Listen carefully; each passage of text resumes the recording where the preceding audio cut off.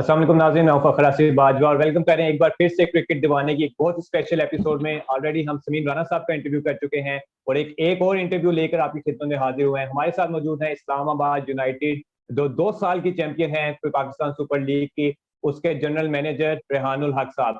अस्सलाम वालेकुम रेहान साहब, क्या हाल चाल है? बिल्कुल ठीक ठाक। Thank you so much for inviting me on your show. Thank you very much for coming, thank you very much for giving us time. और है काफी ज्यादा बातचीत होगी PSL 6 में इस्लामाबाद यूनाइटेड को लेकर। रेहान भाई, एक एवन लुइस भी अवेलेबल थे जो पहले रिप्लेसमेंट ड्रॉप हुआ था, जिसमें हमने उस्मान ख्वाजा उठाए थे। अगर अवेलेबल थे तो आई थिंक वो पार्शियल अवेलेबल ही होंगे, लेकिन टीम फिर भी गई है। आंड्रे रसल पर टीम गई है, सिमरन हेटमायर पे गई है, तो एवन लुइस पे किसी टीम ने क्यों नहीं हिट किया? देखिए, एवन लुइस अगर ड्राफ्ट में होते तो सारी टीम्स इसमें इंटरेस्टेड होती। एवन लुइस ने लास्ट मिनट के ऊपर जो है वो अपना ड्राफ्ट से नाम हटा दिया था, और उसकी बड़ी उनकी वैलिड रीजन थी कि आगे वेस्ट इंडीज का टूर आ रहा है, उसमें उन्होंने क्वारंटीन, वेस्ट इंडीज की सीरीज आ रही है, उसमें उन्होंने क्वारंटीन में रहना है। फिर अगर वो यहाँ पर आते तो उनको वापस जाके वहां पे दोबारा एक कनेक्टिंग फ्लाइट लेनी पड़ती, इसके बाद उनको दोबारा क्वारंटीन करना पड़ता। तो वो प्लेयर की अपनी choice, and we completely understand that. इसी तरह सुनील नारायण का नाम भी फ्लोट हुआ था। वो भी उनके अपने पर्सनल रीजंस की वजह से यही है कि he wanted to spend time with his family, तो वो भी ड्राफ्ट में नहीं है। तो ऑब्वियसली जब इस तरह के प्लेयर आते हैं तो वो 3-4 मैच के लिए भी अवेलेबल हो तो आप जरूर उनको देखते हैं। लेकिन क्योंकि अवेलेबिलिटी नहीं थी तो और हेटमायर का तो मैं आपको बता दूं, जो सेकंड रिप्लेसमेंट ड्राफ्ट हुआ है वो उसमें हमने हेटमायर पहली बारी मुल्तान और इस्लामाबाद में एक की थी, पर्ची निकली, पर्ची में मुल्तान निकल आया, उन्होंने हेटमायर ले लिया और हमने उस पिक से कोई प्लेयर नहीं लिया। तो उसमें लक भी होता है कि आपका ड्राफ्ट में बारी कब आ रही है। जो प्लेयर्स की फिटनेस है उसमें स्पेशली एक आकिफ का मैं पूछना चाहूंगा। आकिफ ने काफी ज्यादा स्ट्रगल किया है अपनी फिटनेस को लेकर, और स्पेशली उसके बाद शादाब खान, एक क्योंकि उनका भी पिछले 6-7 महीनों से फिटनेस का काफी इशू चल रहा है। वो ठीक होते हैं, फिर पाकिस्तान टीम में आते हैं वापस, उनका फिर इशू बन जाता है, फिर वो ड्रॉप हो जाते हैं। काफी इन आउट वो भी हो रहे हैं शादाब खान। तो शादाब और आकिफ की फिटनेस का क्या लेवल है? और बाकी प्लेयर्स ओवरऑल इस्लामाबाद यूनाइटेड में कोई प्लेयर है जिसको कोई निगल वगैरह हो जाए, थोड़ा बहुत फिटनेस का issue? एक चीज तो मैं आपको क्लैरिफाई ये कर दूं कि क्रिकेटर कोई भी ऐसा नहीं होता जो फुली फिट कभी भी हो, क्योंकि इतना आप खेलते हो तो आपको हल्की फुल्की इंजरीज जो होती हैं, निकलिंग इंजरीज। लेकिन कुछ मेजर इंजरीज होती हैं। शादाब को मेजर इंजरी अभी से नहीं, बहुत पहले, और उसकी वजह से उसकी बॉलिंग भी इफेक्ट हुई।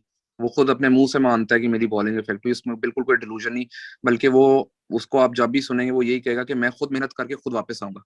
तो उसको रियलाइज होती है ये चीज, और वो मेहनत कर रहा है। और ऑब्वियसली आप ये मत एक्सपेक्ट करें कि जब भी कोई बंदा आता है इंजरी से बात, तो पहले मैच में ही आके 10 आउट कर देगा।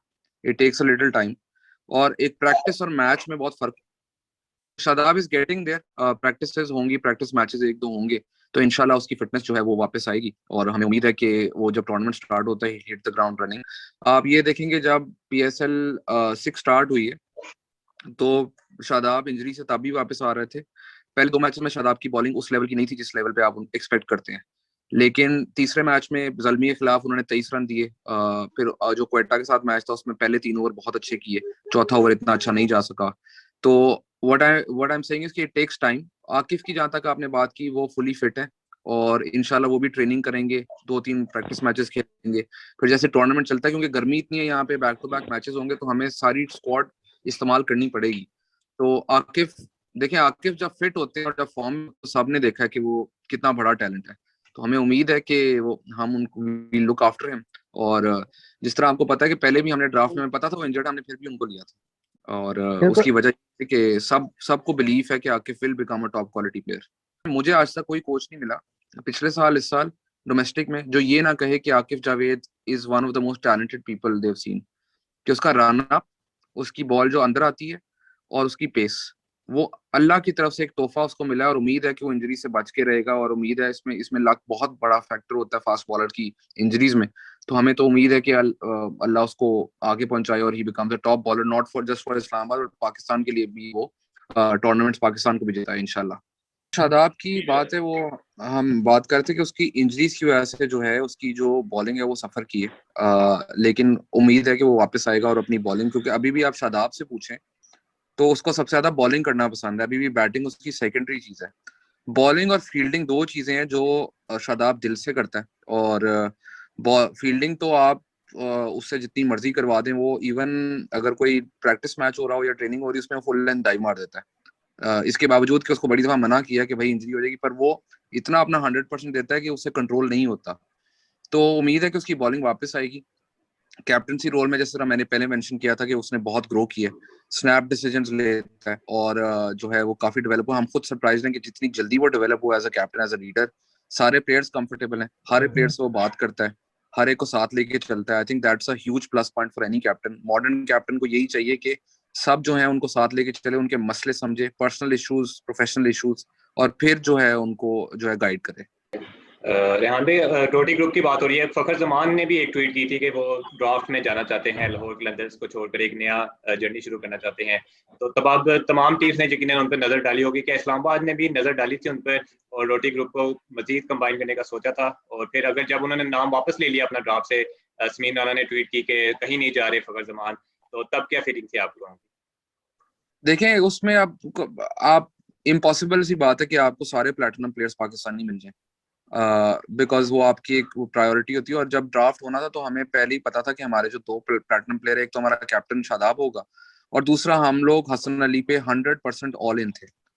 तो वो तीसरा आप पाकिस्तानी नहीं ले सकते प्लेटिनम का प्लेयर, तो उसमें हमारी टीम में तो मुश्किल था। लेकिन ऑब्वियसली जब फखर जैसा प्लेयर अवेलेबल होता है तो पहली दफा आप यही सोचते हो कि यार ये ले लें। तो अगर कोई तरीका बनता हो तो क्यों ना ले कोई उसको। तो एंड में आप यकीन माने, आप फॉरेन प्लेयर्स इकट्ठे कर लें या जो भी कर लें, फॉरेन प्लेयर्स जो हैं वो आप ऊपर नीचे कर सकते हैं, आपको पाकिस्तानी कोर अच्छी मिल जाए ना, उससे बेहतर कोई चीज नहीं है।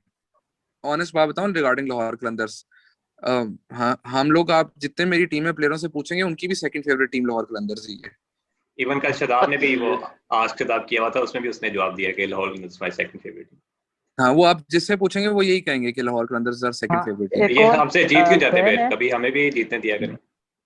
सारी क्रच मोमेंट लिखेंगे। सेकंड टीम को भी थोड़ा बहुत मार्जिन दे दें। ये सुपर ओवर वाला मैच शो को एंड करते हैं।